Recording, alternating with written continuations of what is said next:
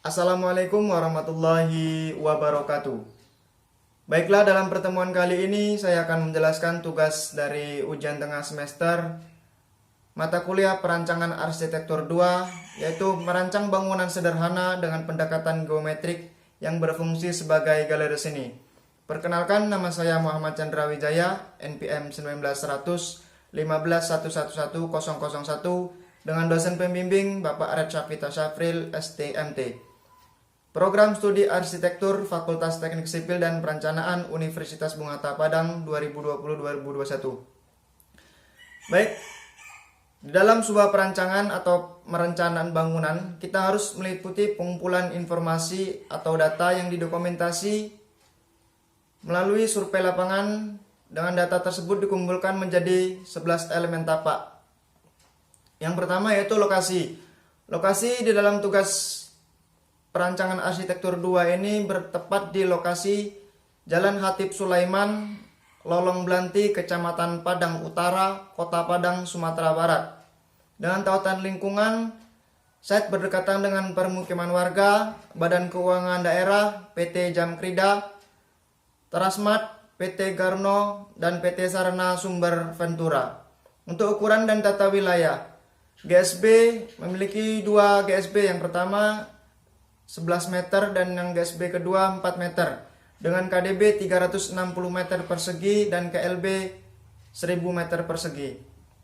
Untuk peraturan dan perundang-undangan, set tersebut dengan rancangan pembangunan galeri seni tidak sama sekali menyimpang dari peraturan daerah yang ada. Dan kondisi fisik alamiah, set masih terdapat pohon yang menutupi set, kemudian drainase dan bebatuan di sekitar set. Untuk kondisi fisik buatan, set terdapat tiang listrik, selokan, dan drainase.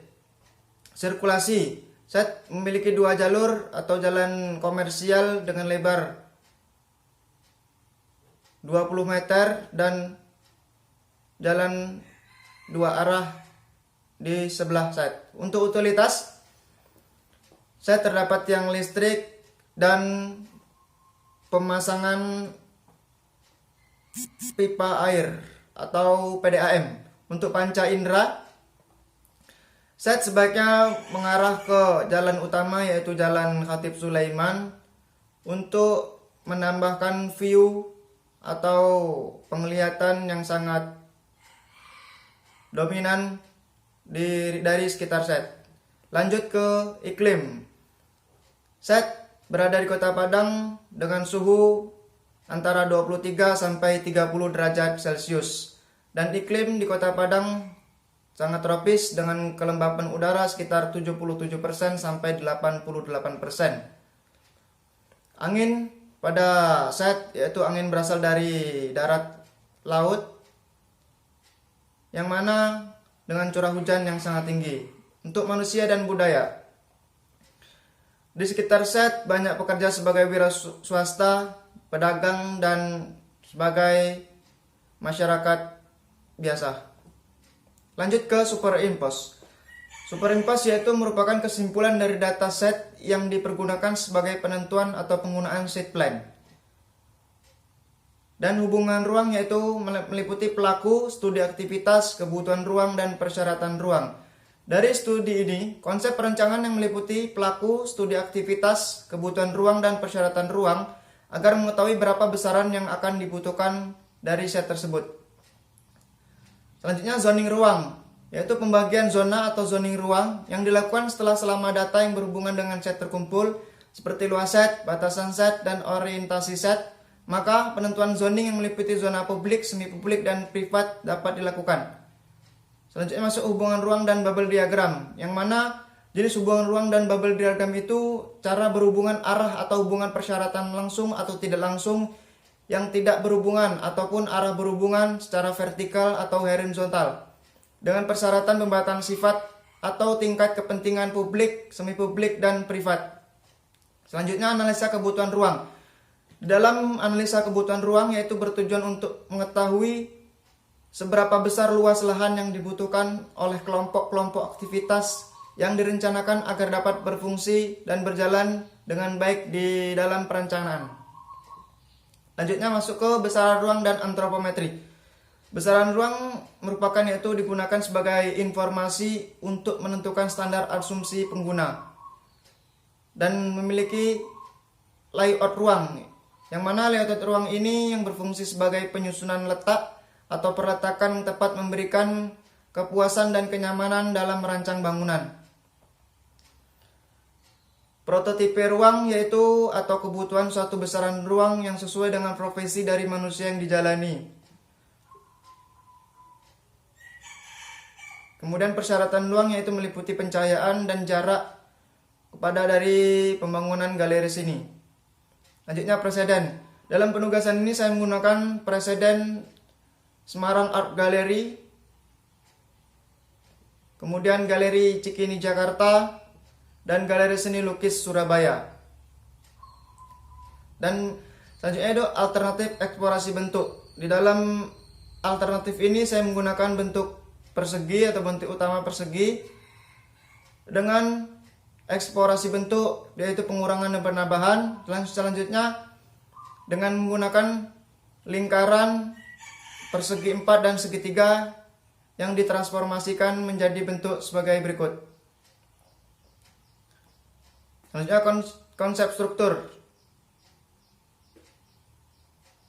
Memiliki pondasi, kolom dan balok, sambungan dinding, struk penyambungan dan rangka atap menggunakan baja ringan dan sambungan dari dak beton. Selanjutnya keunggulan. Berdasarkan survei dari tapak, fakta yang saya dapatkan, saya menyimpulkan dari tapak yaitu yang pertama, berada di tepi jalan raya yaitu Jalan Khatib Sulaiman atau jalan komersial. Tapak banyak dilalui dan mudah diketahui keberadaannya oleh penduduk sekitar atau warga setempat. Untuk lokasi yang strategis di kawasan jalan utama dan perkantoran yang menjadi titik kumpul temu penduduk dari beberapa daerah. Lanjutnya poin ketiga yaitu di sekitar tapak banyak terdapat tempat-tempat perdagangan sehingga ramai didatangi pengunjung. Untuk kondisi kontur lahan tapak yang datar, dan poin selanjutnya yaitu tidak adanya bangunan tinggi di sekitar tapak sehingga pencahayaan masuk dengan baik ke dalam lokasi tapak.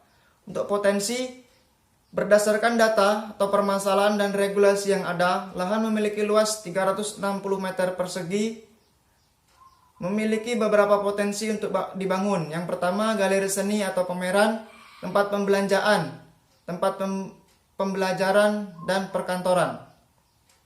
Masuk ke tugas utama. Dengan bentuk sheet plan, berikut gambaran dari block plan. Denah dengan luas 17 kali 18. Berikut dari gambar tampak depan dan tampak samping kanan, tampak samping kiri dan belakang. Selanjutnya dari potongan,